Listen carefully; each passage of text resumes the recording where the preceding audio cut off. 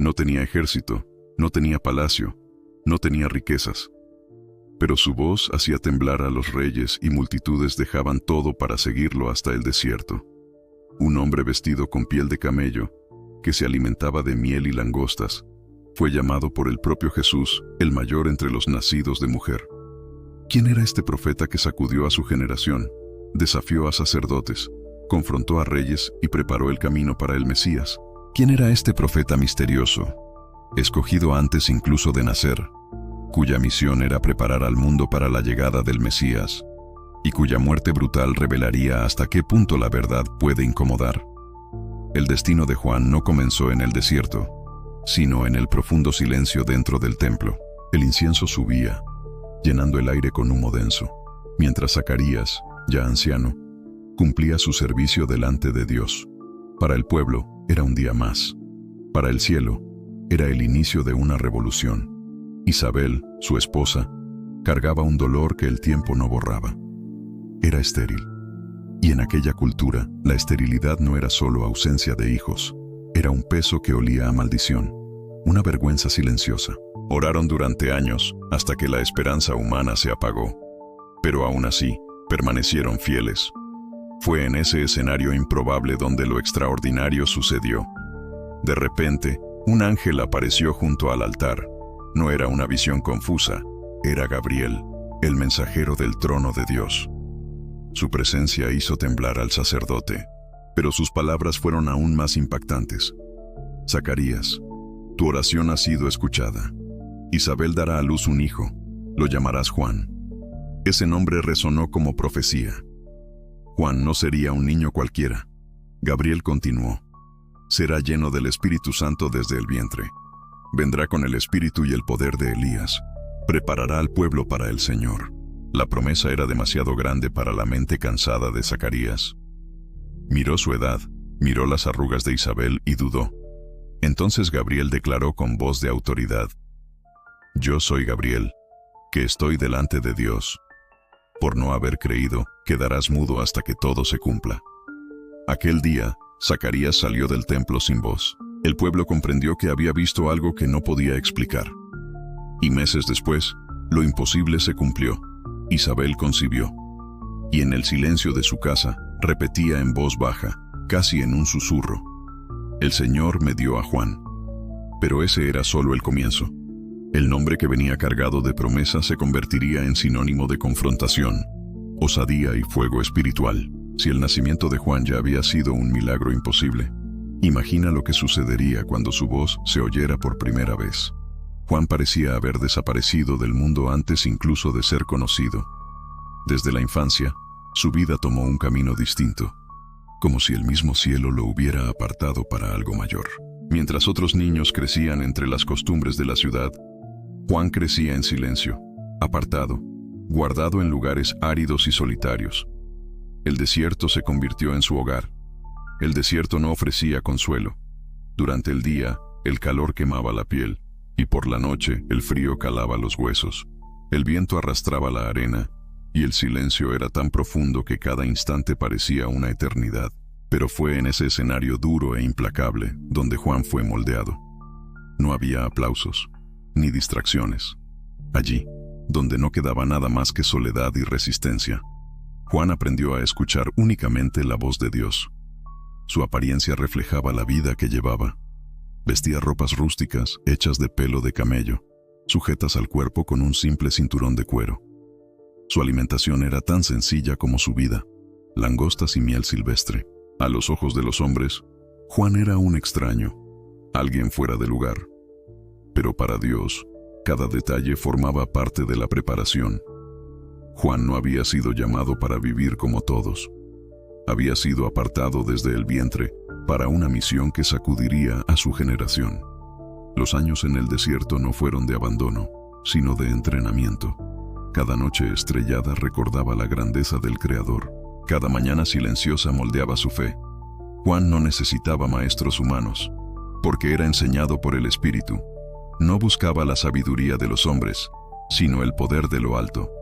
El desierto, que para muchos es lugar de muerte, para Juan se convirtió en la escuela de la vida. Y entonces, llegó el tiempo señalado. Juan salió del desierto. Su voz, que hasta entonces había estado guardada en silencio, ahora sonaba como un trueno en el corazón de Israel. No era una voz común, era firme, cortante, imposible de ignorar. No hablaba en nombre propio, sino en nombre del Dios que lo había apartado.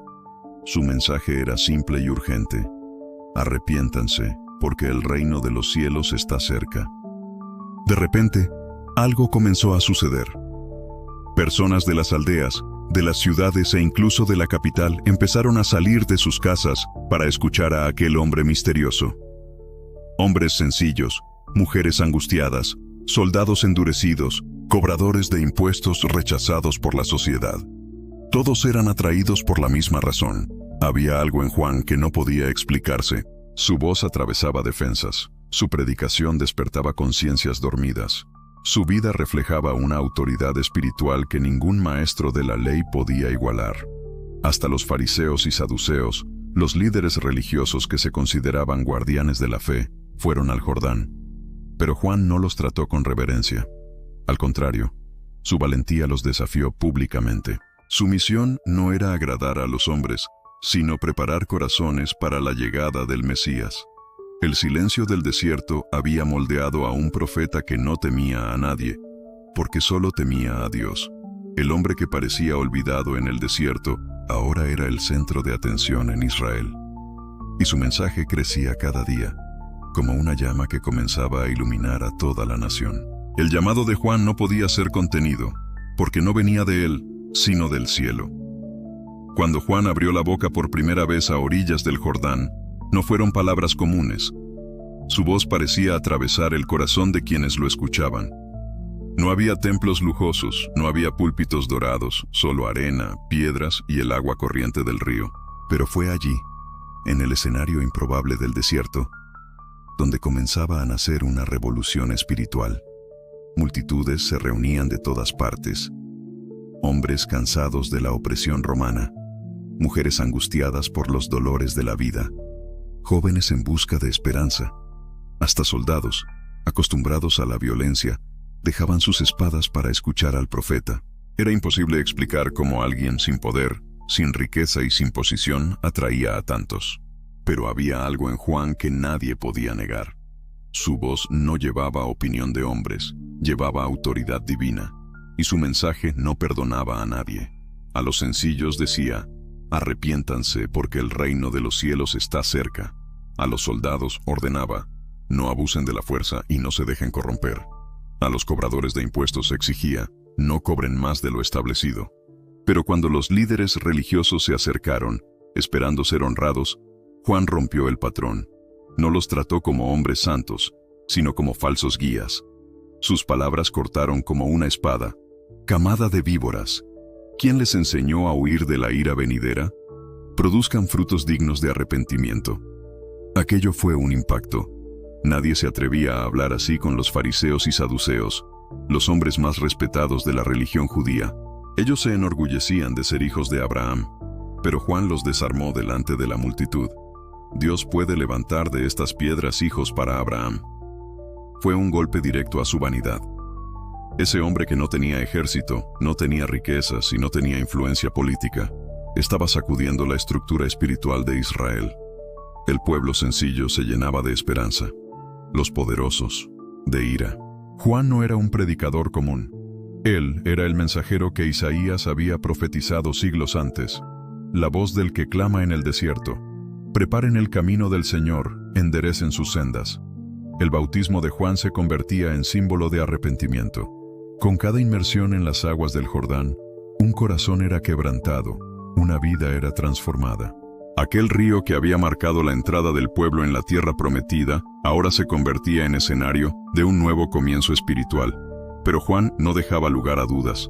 Su bautismo era solo el inicio. Él decía: yo los bautizo con agua, pero después de mí viene alguien más poderoso que yo. Yo no soy digno ni de llevar sus sandalias. Él los bautizará con el Espíritu Santo y con fuego. Las multitudes se preguntaban en silencio: si Juan ya sacudía tanto a la nación, ¿quién sería aquel que vendría después de él? Las multitudes seguían aglomerándose a orillas del Jordán. Todos querían escuchar a Juan, Todos querían sentir el peso de aquella voz que no temía a nada ni a nadie. Pero cierto día, entre los rostros comunes que se acercaban, había alguien diferente. No venía con ropas lujosas, no traía guardaespaldas ni títulos. Era solo un hombre sencillo de Nazaret, venido de Galilea. Juan, que hasta entonces no conocía al Mesías en persona, sintió algo profundo en su espíritu. Cuando sus ojos se encontraron con los de Jesús, todo el desierto pareció quedar en silencio. Entendió que aquel no era un hombre más buscando arrepentimiento. Era el Hijo prometido. Con la voz entrecortada de reverencia, Juan dijo: «Yo necesito ser bautizado por ti, y tú vienes a mí». La escena sorprendió a todos. El profeta, tan firme delante de reyes y sacerdotes, ahora se inclinaba ante aquel hombre desconocido. Pero Jesús respondió con una autoridad serena: «Deja así por ahora, porque conviene que cumplamos toda justicia». Entonces Juan llevó a Jesús al río. El pueblo observaba expectante, sin comprender del todo lo que estaba a punto de suceder. Cuando Jesús fue sumergido en las aguas del Jordán y salió de ellas, algo sobrenatural llenó el lugar. Los cielos se abrieron. El Espíritu de Dios descendió en forma de paloma y reposó sobre él. Y una voz poderosa vino desde lo alto: «Este es mi Hijo amado, en quien me complazco». El silencio que siguió fue de asombro.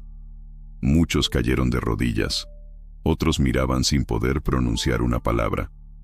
Juan sabía que su misión había llegado a su punto más importante. Él no era la luz.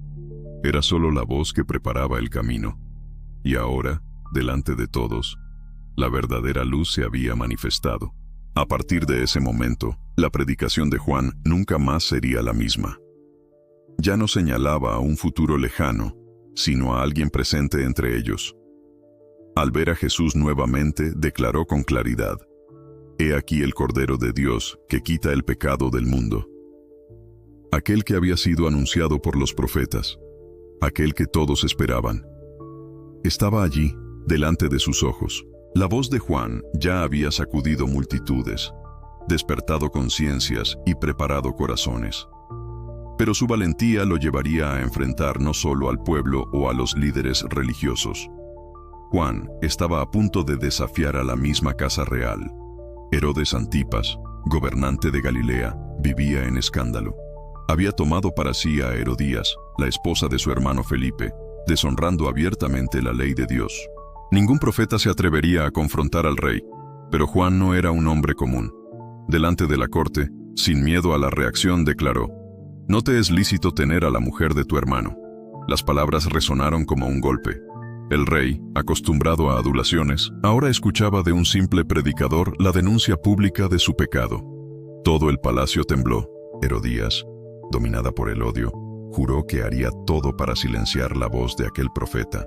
Para ella, Juan no era solo un enemigo, era una amenaza viva a su honor y a su poder. Herodes mandó encarcelar a Juan. El profeta fue llevado a la fortaleza de Maqueronte, una prisión sombría en las colinas del desierto.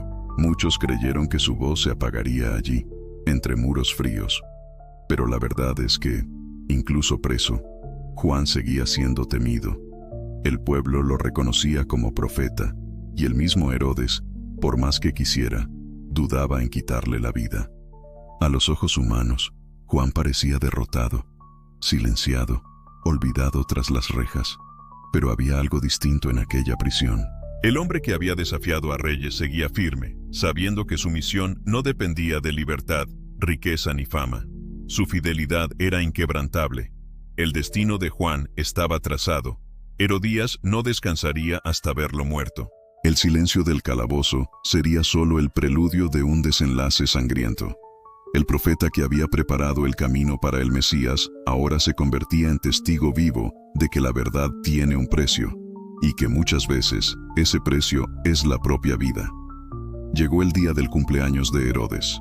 El palacio estaba iluminado. Había música, vino y invitados de toda la región. Soldados, autoridades y nobles llenaban el salón en un ambiente de celebración. Pero detrás de las cortinas de la fiesta se tramaba un plan mortal. Herodías, que cargaba odio contra Juan, vio su oportunidad. Su hija bailó delante de los invitados. La danza agradó tanto a Herodes que, tomado por la euforia, hizo una promesa imprudente. Le daría lo que pidiera, hasta la mitad del reino. La petición no tardó. Instruida por su madre, la joven dijo delante de todos: «Quiero ahora mismo la cabeza de Juan el Bautista en una bandeja». El silencio cubrió el salón. El rey se angustió. Temía a Juan. Sabía que era un hombre justo y santo. Pero delante de los invitados no retrocedió. El juramento ya había sido hecho. Soldados fueron enviados a la prisión. La puerta de hierro se abrió. Juan, que había sido fiel hasta el fin, recibió su sentencia sin gritos ni revuelta. Su vida estaba en las manos de Dios. Ese mismo día, la cabeza del profeta fue entregada en el banquete. Un pedido cruel, una escena que dejó a todos impactados. Pero Herodías sonreía, creyendo haber callado para siempre la voz que denunciaba su pecado. El cuerpo de Juan fue llevado por sus discípulos, que lo sepultaron con reverencia. Para muchos, parecía el fin de una historia, pero en verdad era el cumplimiento de una misión. Juan había preparado el camino y nada podría apagar su voz. Cuando la noticia de la muerte de Juan llegó a Jesús, él se retiró a un lugar solitario. El corazón del maestro se entristeció. Juan no era solo un profeta, era el amigo que había preparado el camino, el mensajero que había anunciado su llegada al mundo. Pero Jesús no permitió que la muerte de Juan fuera vista como una derrota. Delante de las multitudes declaró: «En verdad os digo, entre los nacidos de mujer no ha surgido nadie mayor que Juan el Bautista». Esas palabras sellaron para siempre la grandeza del profeta. Él no tuvo ejército, no tuvo riquezas, no ocupó tronos, pero su fidelidad lo colocó como ejemplo a lo largo de toda la historia. El legado de Juan atravesó siglos. Mostró que la verdadera grandeza no está en títulos, sino en obedecer a Dios. Que el valor no es ausencia de miedo, sino firmeza para decir la verdad, incluso delante de reyes. Que una vida simple, consagrada y llena del Espíritu puede transformar a toda una nación. Aún hoy, su voz resuena en las páginas de la Escritura, llamando a cada generación al arrepentimiento y a preparar el corazón para Cristo. Juan vivió para señalar al Mesías. Vivió para decir: «He aquí el Cordero de Dios, que quita el pecado del mundo». Y por eso, su misión nunca fue en vano. La vida de Juan nos recuerda que no se necesitan riquezas, tronos ni multitudes para ser grande delante de Dios. Lo que importa es ser fiel a la misión que hemos recibido, incluso cuando nos cuesta todo. Juan no vivió para sí mismo, vivió para señalar a Cristo. Y es por eso que su voz sigue viva hasta hoy. ¿Y tú? ¿Has pensado alguna vez si tendrías la misma valentía de Juan, de decir la verdad incluso cuando el mundo entero prefiere el silencio? Si esta historia habló a tu corazón, suscríbete ahora al canal y activa las notificaciones. Así seguirás recibiendo contenidos que profundizarán tu fe y despertarán aún más tu visión espiritual. Y si deseas ir más allá, en la descripción de este video encontrarás una guía especial sobre curiosidades e historias bíblicas. Puede ayudarte a profundizar en detalles poco conocidos de la palabra de Dios, revelaciones que pueden transformar tu manera de ver la Biblia. Gracias por estar con nosotros hasta aquí. Nos vemos en el próximo video, que ya está apareciendo en tu pantalla ahora mismo.